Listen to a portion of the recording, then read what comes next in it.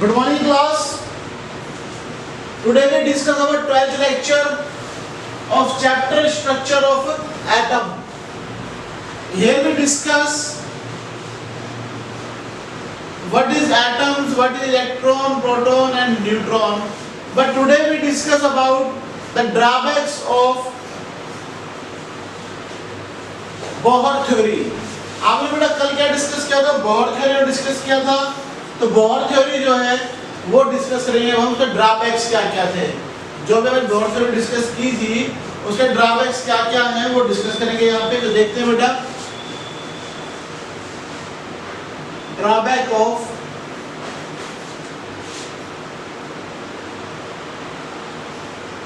Bohr theory. बेटा जब Bohr theory discuss करने शुरू किया उन्होंने कहा कि रेडियस डिस्कस करेगा, हाइड्रोजन लाइक पार्टिकल्स को डिस्कस करेगा.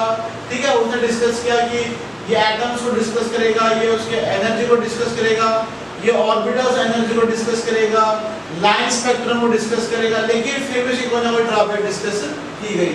तो क्या क्या इसकी ड्रॉबैक्स है देखते हैं यहाँ पे. सबसे पहला, he could not explain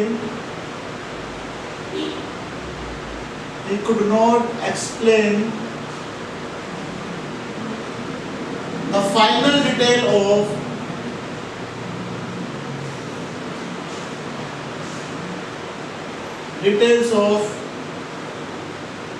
atomic spectrum.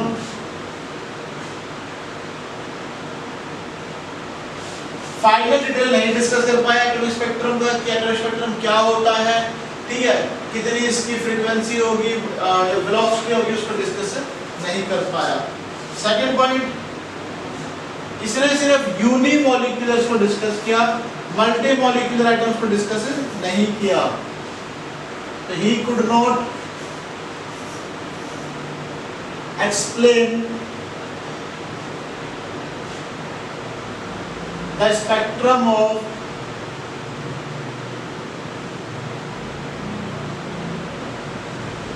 multi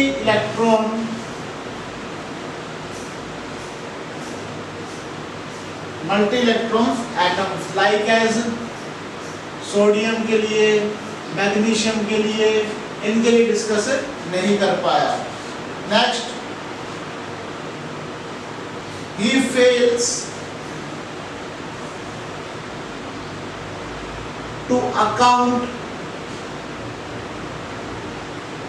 or explain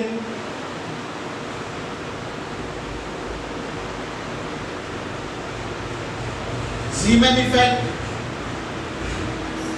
Zeeman effect होता है बेटा यहाँ पे, it is the effect of magnetic field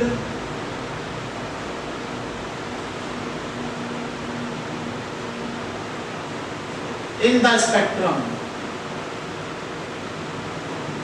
ये क्या डिस्कस नहीं किया बेटा कि स्पेक्ट्रम के अंदर मैग्नेटिक फील्ड होता है या नहीं होता है, ये डिस्कस नहीं किया इसने. और बेटा next, he fails to explain the Stark effect. Stark effect को बोलते हैं बेटा हम लोग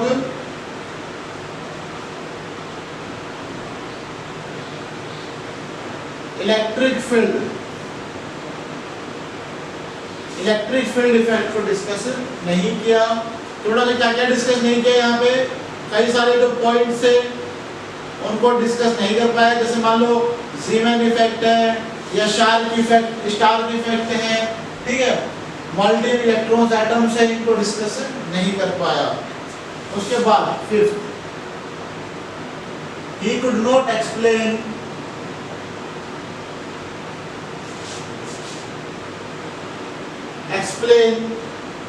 the de Broglie concept.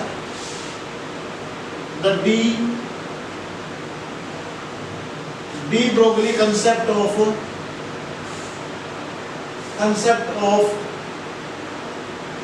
dual character of matter, dual character of matter and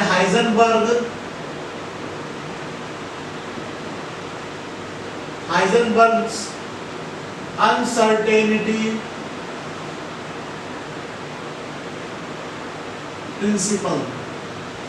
उसने बेटा क्या डिस्कस नहीं किया? ड्यूअल नेचर ऑफ मैटर और हाइजेनबर्ग अनसर्टेनिटी प्रिंसिपल नहीं डिस्कस किया। ये थ्योरी हम अगले कंसेप्ट में पढ़ेंगे, ठीक है। उसके बाद it does not explain the shape of the molecules, the shape of the molecules. बेटा बहुत जरूरी है, अमोनिया का शेप कैसा होगा और वाटर का शेप कैसा होगा, तो वो डिस्कस नहीं कर पाया। और बेटा उसने 3 डायमेंशनल स्ट्रक्चर में डिस्कस नहीं किया। It not discuss the 3 dimensional model of an atom. ये 3 dimensional model of an atom में डिस्कस नहीं कर पाया, तो ये इसके काफी ड्रॉबैक थे। तो इसलिए बेटा डिस्कस किया जाएगा यहाँ पे ड्यूअल नेचर ऑफ मैटर। क्या डिस्कस करेंगे बेटा हम लोग यहाँ पे? Dual nature of matter discuss करने वाले हैं। इसमें डिस्कस किया जाएगा कि जो कोई भी मैटर है वो ड्यूअल नेचर कैसे कंटेन करता है। देखिए बेटा यहाँ पे हम लोग dual nature of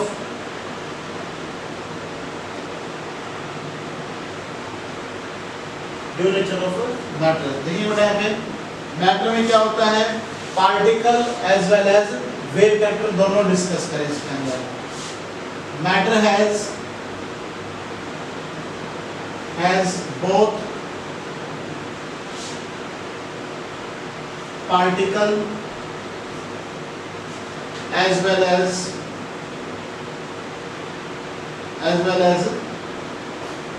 wave character.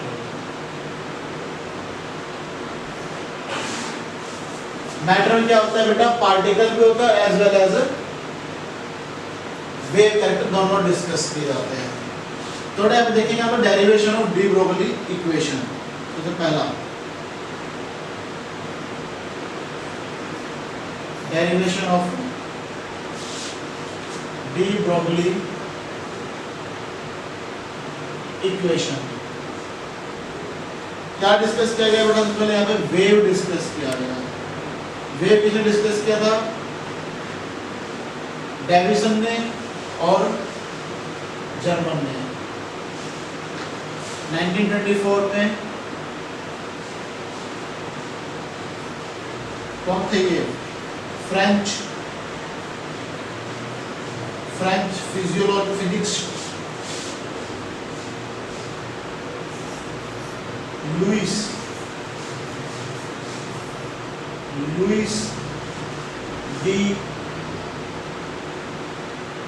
D Broglie, इसके नाम पे सर डिस्कस किया। इन्होंने क्या कहा? इन्होंने डिस्कस करा इसके बारे में बेटा अकॉर्डिंग टू आइंस्टाइन इक्वेशन। किसके अकॉर्डिंग डिस्कस किया बेटा इसने? यहाँ पे आइंस्टाइन इक्वेशन के अकॉर्डिंग इसने यहाँ पे डिस्कस किया।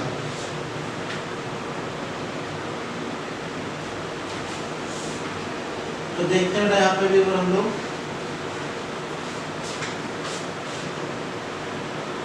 According to Planck's equation. अभी हिमांशु प्लैंक्स इक्वेशन की थ्योरी बता मेरे को क्या होती है?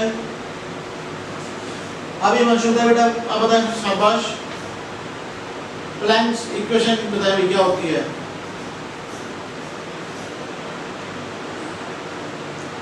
बोलेंगे भाई?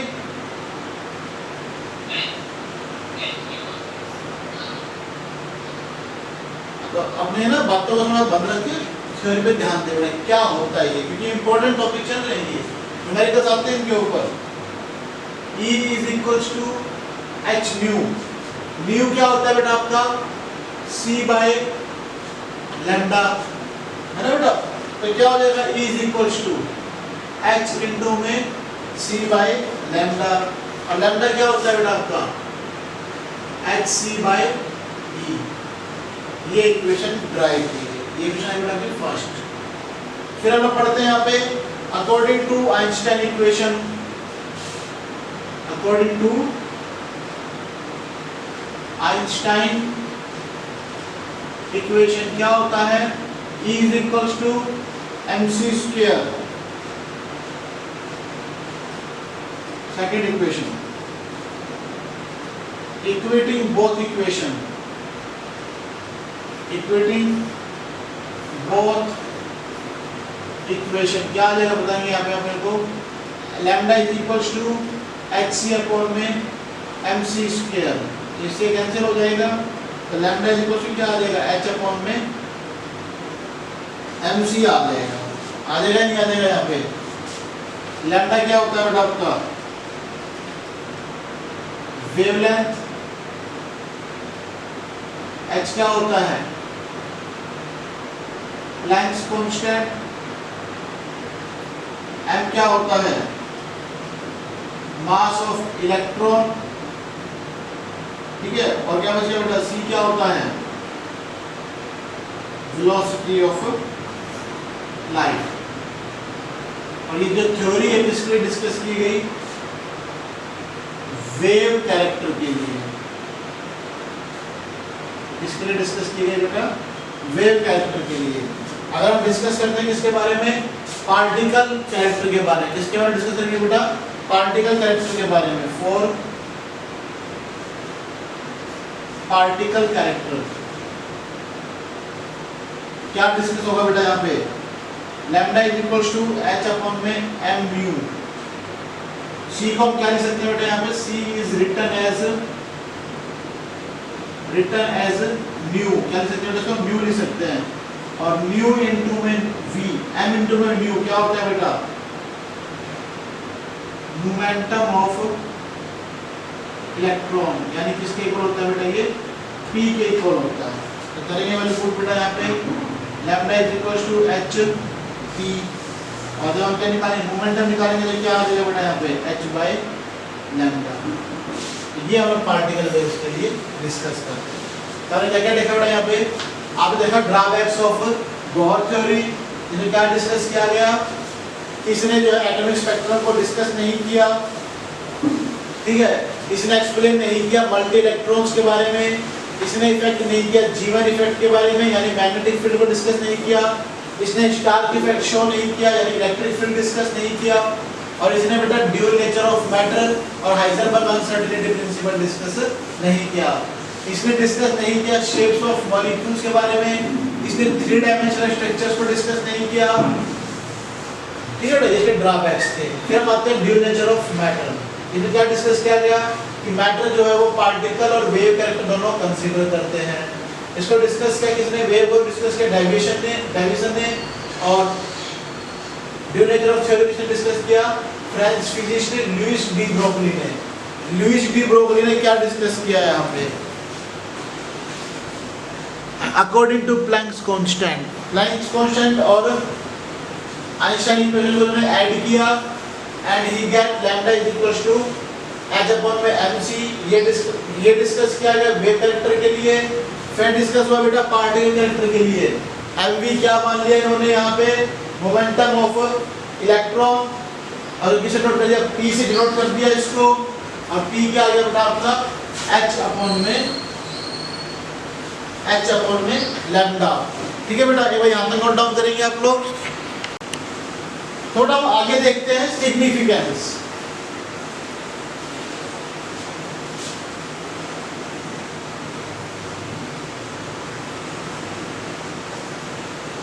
सिग्निफिकेंस हम क्या डिस्कस करते हैं, लैम्डा जो होता है वो डायरेक्टली प्रोपोर्शनल होता है किसके, 1/m। m क्या होता है यहाँ पे, माइक्रोस्कोपिक पार्टिकल्स के। देखिए बेटा यहाँ पे, it is true for the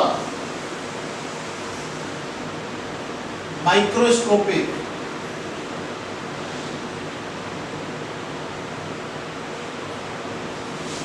particles, microscopic particles के लिए। अब हम डिस्कस करते हैं quantization of angular momentum.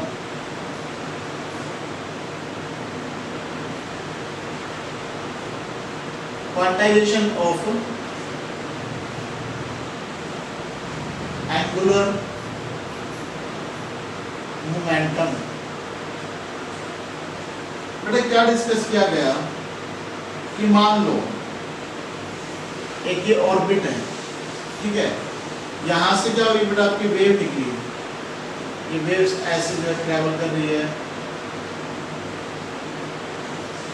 Neutral में, एक पॉइंट क्या है कि मिल जाएगी, बंद हो जाएगी आपकी, यानी कि क्या ये वेव जो है ना, वेव इसमें फेज में है, इसमें बेटा वेव आपकी फेज में है, इसको क्या बोलते हैं, कंस्ट्रक्टिव वेव बोलते हैं। क्या बोलते हैं बेटा, कंस्ट्रक्टिव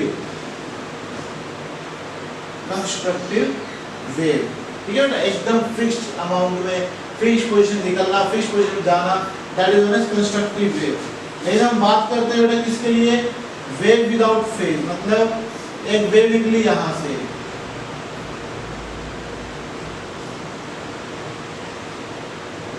कुछ वेव ऐसे बाहर निकल गई, मिलेगी नहीं ये वेव विदाउट फेज। जब ये वेव टकराएंगी नहीं, मिलेंगी नहीं, तो क्या सर्कमफ्रेंसेस आएंगे बेटा आपके पास,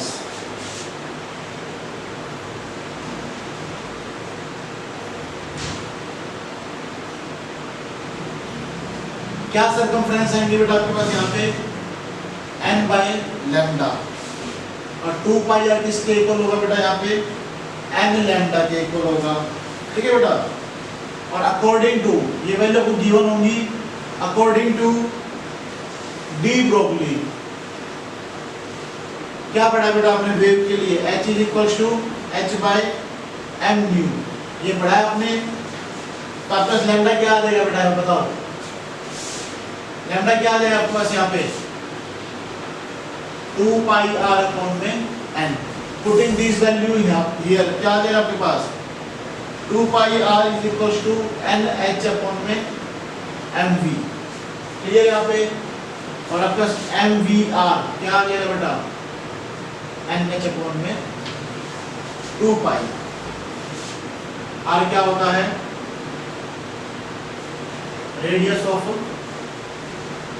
ऑर्बिट, ठीक है। फिर लिख देते हैं नंबर ऑफ वेव्स। बेटा सर्कमफ्रेंस का फॉर्मूला क्या होता है, n लैम्डा होता है, ठीक है। लैम्डा मतलब कितनी हाइट है, कितना डिस्टेंस है, और n नंबर ऑफ शेल्स या ऑर्बिटल्स। तो 2 पाई आर किसके इक्वल हो जाएगा, n लैम्डा के, और लैम्डा क्या हो जाएगा 2 पाई आर बाय n। और डी ब्रोगली इक्वेशन क्या पढ़ा आपने, lambda is equal to h by mv, और क्या पुट कर देंगे यहाँ पे, lambda is equal to 2 pi r upon में n के लिए पुट कर देंगे यहाँ पे, क्या आ जाएगा 2 pi r is equal to nh upon में mv, और mv ऊपर आ जाएगा और 2 पाई नीचे आ जाएगा। सॉल्यूशन अच्छा हम निकालते हैं नंबर ऑफ वेव्स, किसके इक्वल होता है बेटा, ये सर्कमफ्रेंस,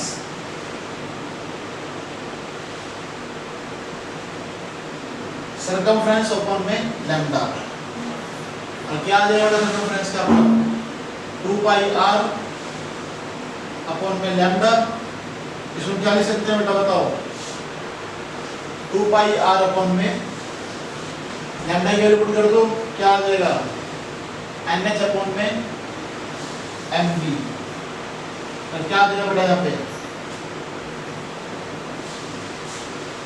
लैम्डा, क्या पढ़ोगे बेटा mvr is equal to NH by 2 pi, ये पढ़ा हुआ है बेटा आपने, है ना, पढ़ा हुआ है ना। देखिए अब बेटा देखो लैम्डा की वैल्यू यहाँ से निकाल लो, क्या आ जाएगा आपको 2 पाई आर mv अपॉन में h। यहाँ पर डिस्कस करेंगे बेटा क्या, 2 पाई आर mv अपॉन में 2 पाई h, ठीक है बेटा, 2 पाई से 2 पाई कट गया, ठीक है, और h से कुछ गलत कर रहे हैं, दोबारा देखते हैं बेटा एक बार। सर्कमफ्रेंस अपॉन में क्या पढ़ते हैं हम लोग, लैम्डा पढ़ते हैं बेटा, ठीक है, सिंपल सा कांसेप्ट लेंगे इसका, नंबर ऑफ वेव्स क्या होगा, सर्कमफ्रेंस अपॉन में लैम्डा, ठीक है। सर्कमफ्रेंस का फॉर्मूला था 2 पाई r अपॉन में लैम्डा, ठीक है बेटा। तो ये वैल्यू हमारी होगी नंबर ऑफ वेव्स की। ठीक है बेटा, ये डिस्कस किया जाएगा यहाँ पे। अब देखते हैं यहाँ पे हम लोग 2 पाई आर अपॉन में लैम्डा की वैल्यू क्या होगी बेटा यहाँ पे NH अपॉन में mv। लैम्डा की वैल्यू कितनी होगी यहाँ पे NH अपॉन में mv। ये मेरी बात यहाँ पे। अब उसको ऊपर ले जाएंगे तो क्या आएगा 2 पाई आर अपॉन में NH इंटू में mv। यही होगा ना बेटा, ये चला जाएगा आपका। ठीक है, अब तो सेम वैल्यू क्या आ जाएगी 2 पाई NH अपॉन में 2 पाई H। तो H से H कैंसिल, 2 पाई से 2 पाई कैंसिल, क्या बच गया N। तो वेव्स क्या हो जाएगा बेटा आपका, किसके इक्वल होगा नंबर ऑफ ऑर्बिटल्स के। जितने ऑर्बिटल डिस्कस किए जाएंगे उतने नंबर ऑफ वेव डिस्कस किए जाएंगे।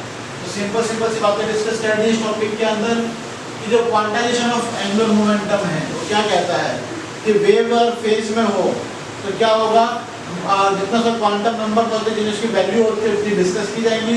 विदाउट फेज होगा तो कंस्ट्रक्टिव डिस्कशन नहीं होगा। सर्कमफ्रेंस में क्या डिस्कस किया गया कि अगर मैं डी ब्रोगली की इक्वेशन में नंबर ऑफ सर्कमफ्रेंस पुट कर दूं तो mvr = nh 2 पाई आ जाएगा। और जब नंबर ऑफ वेव्स निकालना हो तो कुछ नहीं करना बेटा, 2 पाई r अपॉन लैम्डा है, लैम्डा की कितनी होती है h nh mvr। ठीक है बेटा, nh/vr ये वाला पुट कर देंगे यहाँ पे और पुट करके सॉल्व कर देंगे। आपका जो वेव है वो n के इक्वल आ जाता है। तो ये था बेटा आपका टॉपिक आज का। ठीक है, यहाँ तक नोट डाउन करेंगे और बेटा चैनल को लाइक करें, सब्सक्राइब करें। Thank you.